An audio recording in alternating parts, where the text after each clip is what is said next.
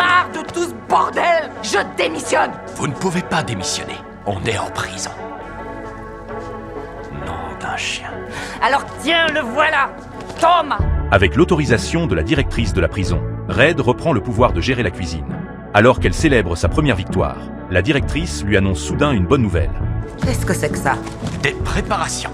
Préemballées et prêtes à servir. Vous plongez ces petits bijoux dans l'eau bouillante et on passe à table. Dites-moi que c'est une blague. La directrice précise que c'est une décision du service des achats et lui rappelle qu'elle doit obéir aux ordres au sein de la prison. Vous ne pensiez pas que j'allais vous réintégrer en vous laissant des pouvoirs? À ce moment-là, Red réalise à quel point elle est insignifiante. Peu après, les plats préparés sont réchauffés et servis. Les détenus se plaignent que la nourriture est immangeable. Certaines la jettent directement à la poubelle.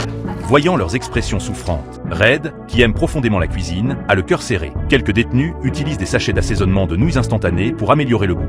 Mais les plats préparés sont tellement mauvais que les nouilles du magasin de la prison sont rapidement épuisées. Les plaintes à l'encontre de la responsable de la cuisine se multiplient. Désemparée, Red explique une à une qu'elle n'est pas la cuisinière de ces plats horribles. Ce sont des choses qui sortent d'un sac. Ce n'est pas le reflet de ce que je cuisine d'habitude.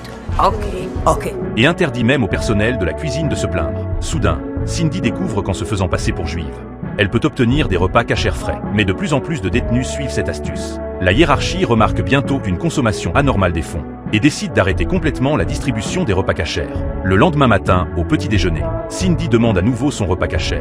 Mais on lui répond qu'elle ne figure plus sur la liste des bénéficiaires. Tu l'as même pas regardé, la liste. Elle est courte, la liste. Tu en veux, oui ou non? Ouais. Laisse-moi deviner.